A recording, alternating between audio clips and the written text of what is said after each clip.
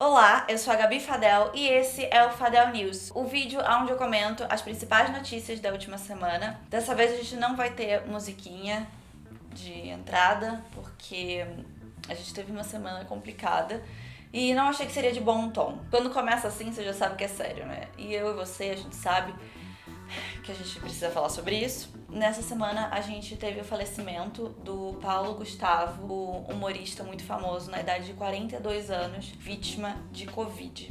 Foi uma morte que abalou o país, porque o Paulo Gustavo estava no auge da carreira dele, uma pessoa extremamente popular, com filmes extremamente populares, como Minha Mãe é uma Peça, que eu sei que muitos de vocês amam. Ao contrário do que foi dito inicialmente, o Paulo Gustavo ele não tinha nenhuma comorbidade. Na verdade, o Paulo Gustavo tinha uma asma leve, bem controlada. E por mais curioso que pareça, no início da pandemia, as pessoas com asma eram consideradas como grupo de risco, porque normalmente quem tem asma reage um pouco pior a gripes e resfriados. Mas com o tempo que passou e as análises dos números, os médicos perceberam que pessoas que têm asma leve ou moderada não têm uma mortalidade maior do que pessoas sem a doença. Os únicos casos que faziam alguma diferença nas taxas eram os casos em que as pessoas tinham uma asma muito forte que tinha dificuldade de ser controlada até por remédio. Nesses casos, sim, essas pessoas têm uma mortalidade maior, mas o caso do Paulo Gustavo não era um caso onde ele seria considerado como um grupo de risco. O Paulo Gustavo também teve acesso ao melhor tratamento disponível de Covid que existe, que é o pulmão artificial, um tratamento inclusive que os planos de saúde não cobrem. Ele estava com o pulmão artificial desde o dia 2 de abril, ou seja, fazia um pouco mais de um mês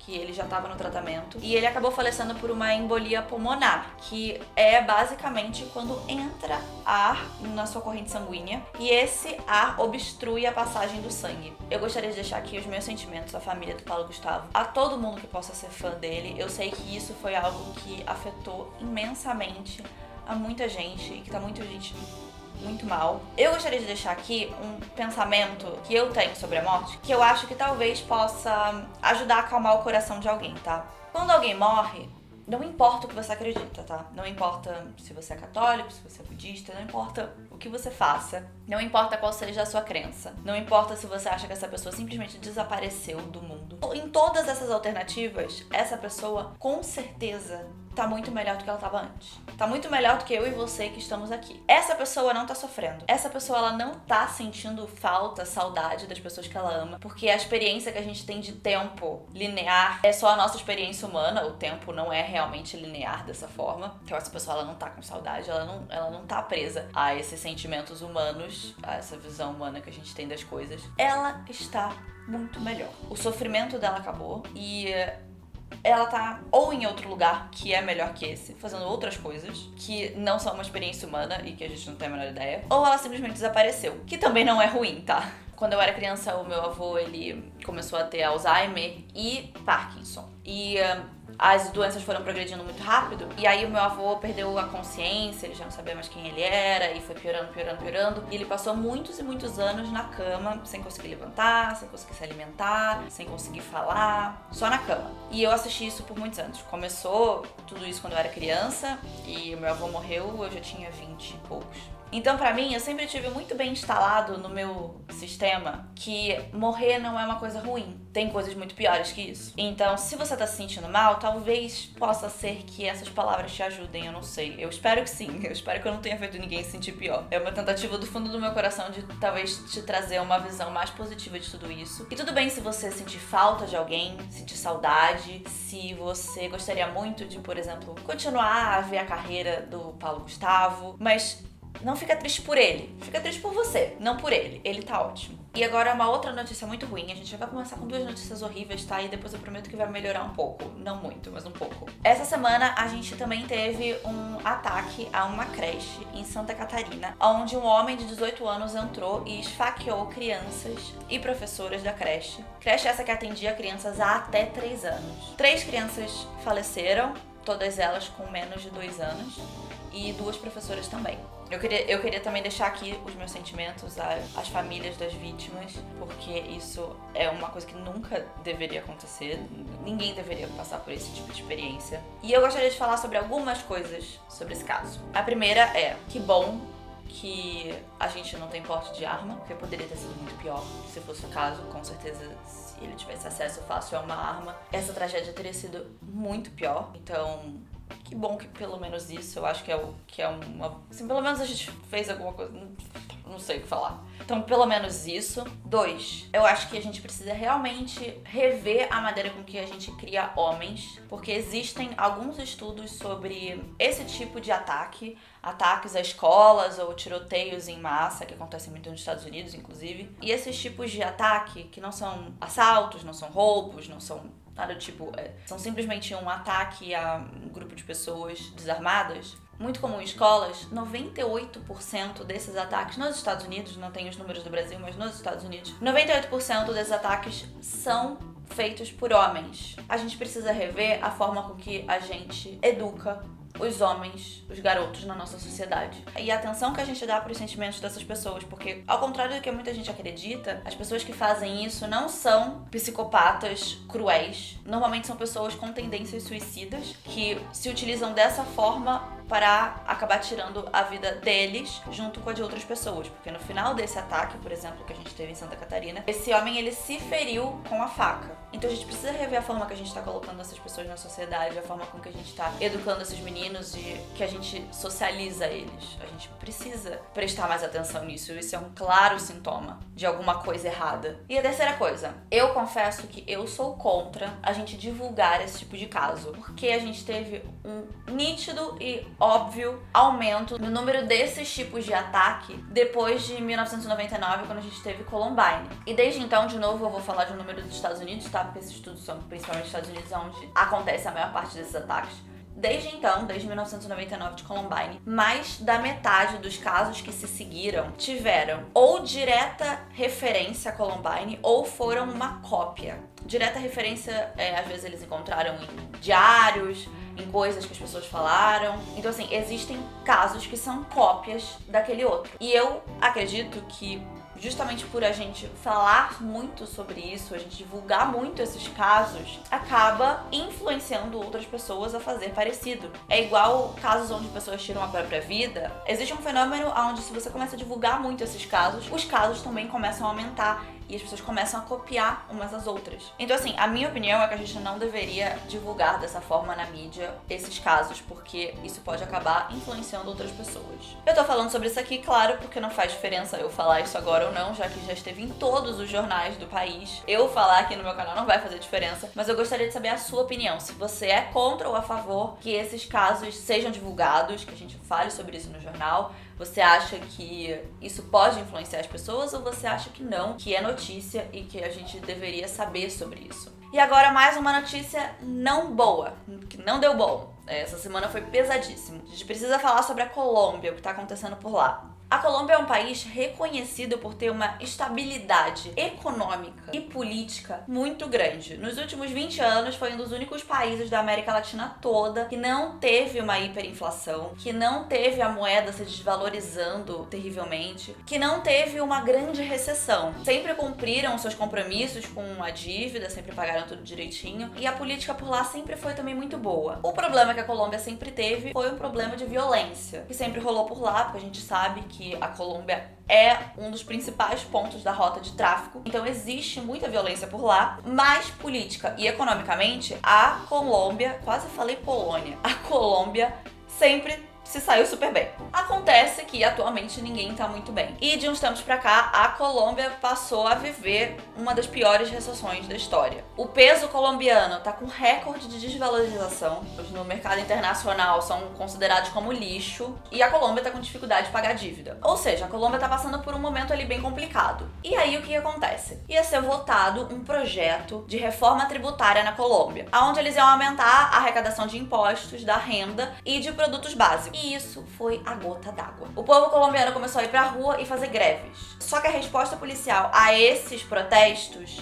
foi um pouco dura demais. E por um pouco, eu quero dizer muito. E tá rolando na internet vários vídeos onde pessoas aparecem mortas, a brutalidade policial tá sendo muito intensa. E mesmo depois que essa reforma tributária foi adiada da votação, justamente para ver se acalmava um pouco os ânimos do país, os protestos continuaram, porque a violência continuou e a situação do país está se degradando cada vez mais. Ninguém sabe ainda de fato o que vai acontecer, se isso vai terminar em uma deposição do presidente, se isso uma hora simplesmente vai acabar, o que vai ser o final dessa história. Mas o clima da Colômbia tá bem intenso e a Colômbia tá numa situação muito ruim. Então, gente, não é só a gente. Inclusive, no meio de toda essa violência, teve até a queima de um hotel muito famoso, La Luna, onde os hóspedes que estavam ficando no hotel ficaram horrorizados, falaram que acharam até que eles iam ser queimados vivos. Tá uma situação bem complicada na Colômbia mesmo e ninguém sabe ainda exatamente o que vai acontecer depois de tudo isso. Se isso vai gerar uma deposição do presidente, o que vai acontecer. A gente vai ter que esperar pra ver. E enquanto isso, a situação da Colômbia segue complicada. Até membros das Nações Unidas dos Direitos Humanos foram atacados pela polícia.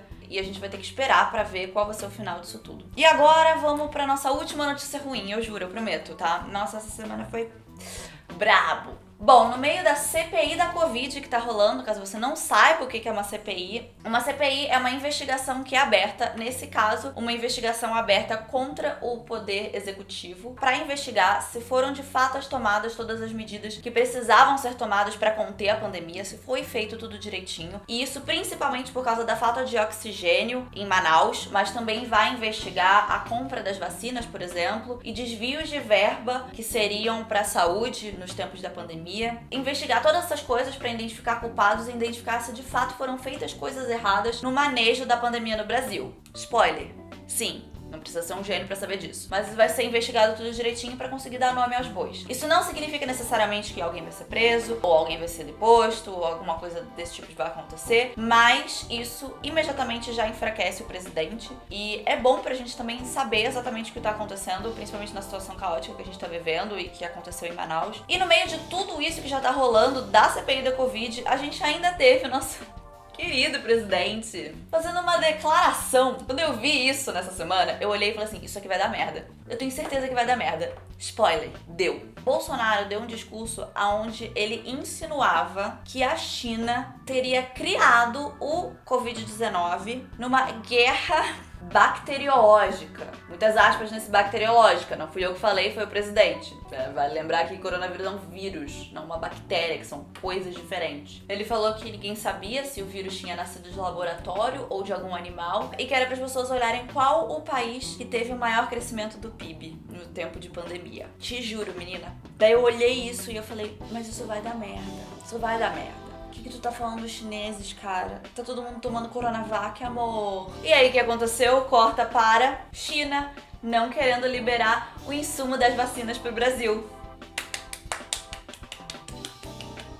Como se a gente já não tivesse lascado o suficiente. Agora, a vacina que a gente tem, o Bolsonaro arranjou briga com o país que produz o bagulho lá, dos insumos e tal. E tá atrasando. A China não tá querendo liberar. Muito obrigada, seu animal. Muito obrigada. Não vou ser vacinada nunca. Graças a Deus a minha mãezinha foi vacinada essa semana. Amém, Senhor. Mas tamo aí, né? Tamo aí na luta de um dia, quem sabe, conseguir ser vacinado. Talvez um dia. E agora vamos pras notícias mais leves, tá? Assim, acabou, juro. Acabou a notícia ruim por hoje. Vamos falar de alguma coisa mais...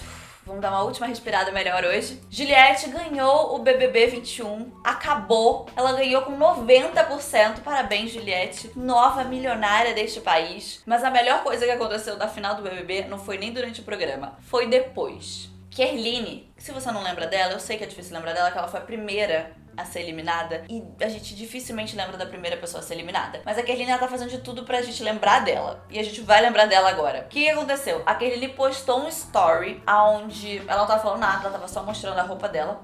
E dava pra você ouvir no fundo a Carol com K falando o seguinte: me chamou de vazia, olha quem tá com um programa vazio agora. Numa clara referência a Rafa Kalimann, que tá com o programa Casa Kalimann, porque a Rafa chamou a Carol de vazia no Twitter, quando a Carol ainda tava lá dentro da casa do BBB, e ela tava fazendo ali um comentáriozinho maldoso sobre a Rafa. Comentário esse que, convenhamos, assim, meio que todo mundo concorda. Desculpa, Rafa, tá?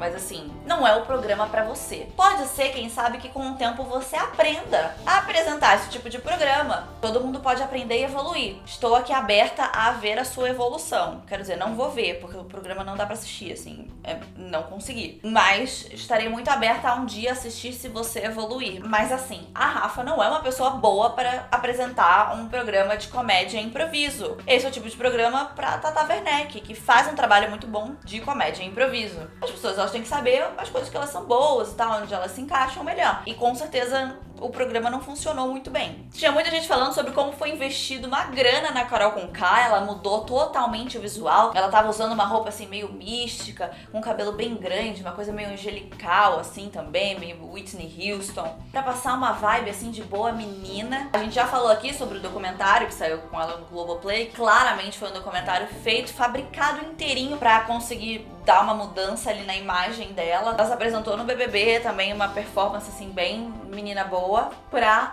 logo depois sair um comentário dela no fundo de um story da Kerline falando mal de outra pessoa. Que todo mundo falou, mano, tá aí, a mina não muda. Convenhamos assim, Carol já fez muita coisa ruim. Não achei que isso necessariamente é uma coisa tão ruim assim, porque Rafa falou mal dela, no final das contas. Se você fala mal de alguém que falou mal de você, assim, concordamos que o programa não tá lá muito bom. Eu, particularmente, não conheço ninguém que gostou. Então, assim, né? Dessa vez errada não tava. O que eu, particularmente, achei estranho foi a Kerline postar esse story. Assim, geralmente você percebe, quando você tá gravando story, que tem outras pessoas falando à sua volta. Se a gente conseguiu ouvir da câmera do celular, a Kerline também conseguiu ouvir, com certeza. Sei lá, podia ter colocado uma música no story, podia ter tirado o som do story. Sempre que tem alguém falando perto de mim, quando eu posto algum story, eu ouço pra ver se ninguém tá falando nada de errado. Sei lá, achei esquisito. Gostaria de saber a sua opinião. E se você gostou do vídeo, vai se tratar. Você não deveria ter gostado, foi um vídeo horrível. Mas curte, por favor, porque me ajuda muito, ajuda o canal. Se inscreve, caso você não seja inscrito ainda. E vire um lindo e mágico unicórnio bem formado. A troco de quê, não sei. E eu vejo vocês no próximo vídeo. Tchau!